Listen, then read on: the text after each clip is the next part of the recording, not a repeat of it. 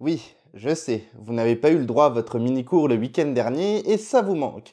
Rassurez-vous, il y en a un qui arrive très vite. Mais pour me faire pardonner, je voulais vous présenter un objet dont je ne suis pas peu fier d'avoir fait l'acquisition.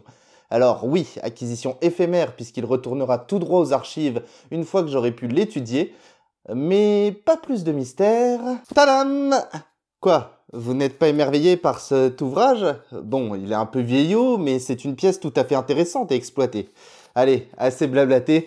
Aujourd'hui, je vous parle source, je vous parle archives, je vous parle inventaire d'après-décès. En gros, je vous parle paperasse du XVIIIe siècle. Bienvenue pour un nouveau jour d'histoire.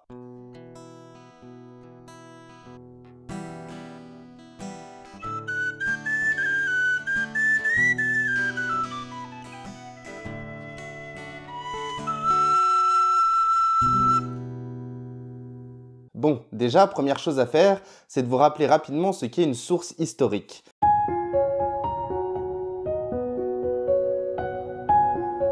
Que vous soyez collégien, lycéen, étudiant, vulgarisateur, chercheur en histoire, c'est un mot que vous ne cesserez jamais d'entendre. Parce que c'est la base du travail d'un historien. Une source historique, c'est tout simplement un document d'époque qui va être analysé. Il peut être de plein de natures différentes. Écrits, photos, dessins, œuvres d'art, affiches publicitaires, matériaux archéologiques et aussi documents administratifs. Et ça tombe bien parce que j'ai effectivement entre les mains un inventaire d'après-décès datant du milieu du XVIIIe siècle. L'occasion pour moi de vous présenter une source sur laquelle s'appuient les généalogistes et historiens pour entrer dans la demeure de nos ancêtres et comprendre leurs conditions de vie. Petit point important, ce document n'est pas un faux, car ça n'aurait strictement aucun intérêt de le falsifier. Ce n'est pas un document rare puisqu'il ne manque que si un cas d'extrême pauvreté était avéré dans une famille. Il était rédigé dès qu'il y avait un peu de biens ou dès que le défunt laissait des enfants mineurs. Autant dire que ce n'est donc pas ce qui manque.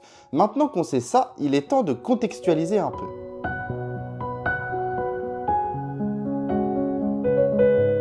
Ici, nous sommes donc en possession d'un inventaire tenu par un certain Dominique Marchal. Même si l'écriture nécessite un peu de gymnastique paléographique, c'est le nom qu'on donne à l'étude des écritures manuscrites anciennes, on arrive à comprendre que le monsieur était avocat en parlement et procureur d'office. Ce n'est donc pas n'importe qui, puisque comme le veut la coutume au XVIIIe siècle, et ce depuis Louis XIV, ce type de personnage est reconnu pour ses compétences et ses connaissances en droit. Et on apprend que ce Dominique Marchal exerce au bailliage royal de Blamont. Un bailliage, aussi appelé une sénéchaussée dans le sud de la France, sont, pour faire simple, des circonscriptions administratives. Son importance est primordiale pendant le XIIIe siècle, où baillis et sénéchaux sont dotés de pouvoirs étendus, armée, justice, administration, perception de l'impôt. Au XIVe siècle s'amorce un déclin, bailliage et sénéchaussée devenant essentiellement des circonscriptions judiciaires dotées d'un tribunal habilité à juger les procès où des nobles sont impliqués et qui fait fonction de cour d'appel des sentences prévôtales. Chaque fois qu'il le peut, il évoque aussi les sentences des juridictions seigneuriales voisines ou enclavées sur son territoire. Les compétences même de ce tribunal vont se rétrécissant jusqu'au XVIIIe siècle. En continuant notre petite enquête, on s'aperçoit que Dominique Marchal est par sa fonction juge tutélaire à Raon-les-Laux. Ce petit village est situé dans le sud de la Meurthe-et-Moselle actuelle et en faisant quelques petites recherches, on y apprend qu'à l'époque de cet inventaire d'après-décès, la cure de Ravon ou de Raon, selon les écritures, venait tout juste d'être rétablie en 1721 après une longue période de crise. Le curé y recevait une dotation en prêts, champs et taxes sur la pomme de terre, produit phare de la région, qui permit un retour local d'une certaine prospérité. En 1742, le curé recevait une pension fixe de ses ouailles qui avaient préféré récupérer les terres pour la population croissante. Malgré quelques occupations françaises au XVIIe siècle, puis leur administration sévère qui avait accru sans état d'âme la pression fiscale, Ravon-les-Laux, la seule fraction lorraine de l'ancienne communauté des Raons, comptait 52 foyers imposables en 1782. Il existait aussi une jeunesse turbulente depuis quelques décennies et le chiffre des habitants aurait pu dépasser 300 individus si les pauvres parvenaient peu ou prou à se nourrir et se chauffer avec un poêle en fonte noire. Vous commencez à comprendre l'intérêt d'une telle source ? On peut réellement comprendre le fonctionnement judiciaire d'une circonscription telle qu'un bailliage au XVIIIe siècle. Pour les historiens spécialistes du droit, c'est très intéressant. Mais pour quelqu'un qui n'est pas vraiment passionné par la chose, quel intérêt peut avoir cet ensemble de feuillets?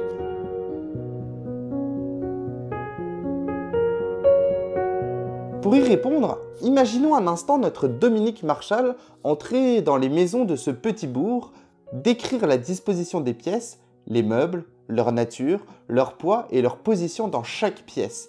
Il décrit également le contenu de chaque meuble. Si on a des talents de dessinateur, on peut concrètement visualiser à quoi ressemblait la chaumière 300 ans plus tard. Sur la première page, on peut par exemple apprendre qu'un certain Joseph Lallevé, outre le fait qu'il ait 6 enfants du doux nom de Jean, Joseph, Françoise, Nicolas, Odile et Marie, possédait une table en bois sapin, un baril plein de vinaigre, 4 draps d'étoffe, une vache, un taureau, une pelle à feu, 2 plats d'étain et tant d'autres objets plus ou moins utiles. Quand on s'intéresse à l'histoire de sa famille, à savoir comment vivaient nos aïeux, il n'y a rien de mieux qu'un tel document. Grâce à ce type d'archives, il vous est possible de savoir si votre arrière-arrière-arrière-mamie adorée avait des casseroles neuves ou abîmées, de quelle couleur et en quelle matière étaient ses robes, les bijoux qu'elle portait. Pour un historien de la mode, c'est une vraie mine d'or. On peut aussi y apprendre la nature des relations familiales. Les inventaires tels que celui-ci listent aussi tous les papiers officiels trouvés dans la demeure. Du contrat de mariage au baux en passant par les actes de vente, on y note tout avec leur date et le nom du notaire qui les a enregistrés. C'est un véritable répertoire pour comprendre toute une époque. Intérêt juridique, intérêt social et culturel, mais aussi intérêt politique.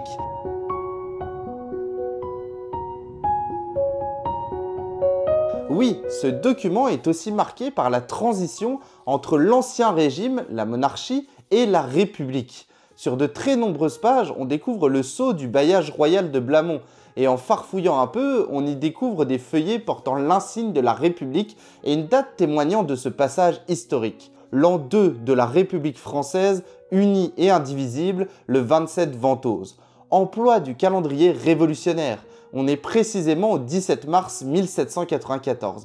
Dominique Marchal est mort depuis 5 ans déjà, mais on a ici la trace visible et concrète des transformations administratives et politiques apportées par la Révolution. Raon-les-Laux est devenu une municipalité, une commune, dirigée par un conseil communal et un maire.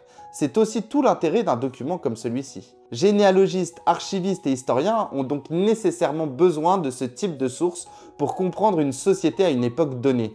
C'est bien pour ça que je ne vais pas garder ce document et aller le remettre là où il doit être, c'est-à-dire aux archives départementales. S'il vous plaît, faites-le aussi si vous récupérez ou tombez sur ce genre de document, parce que ce sont des preuves, des éléments infimes d'une enquête beaucoup plus large menée par les historiens pour comprendre nos sociétés passées. Merci à tous et à toutes d'avoir regardé cette vidéo qui sort un peu de l'ordinaire. Si ça vous a plu, sachez que j'ai fait une vidéo sur le livre d'heures de Jeanne de France. Vous savez, c'est le bouquin que vous voyez là. Et du coup, je m'adresse à toute personne qui souhaite en connaître un peu plus sur les sources historiques. Quoi qu'il en soit, je vous invite à vous abonner si ce n'est pas déjà fait, à laisser un pouce bleu et à partager sans modération.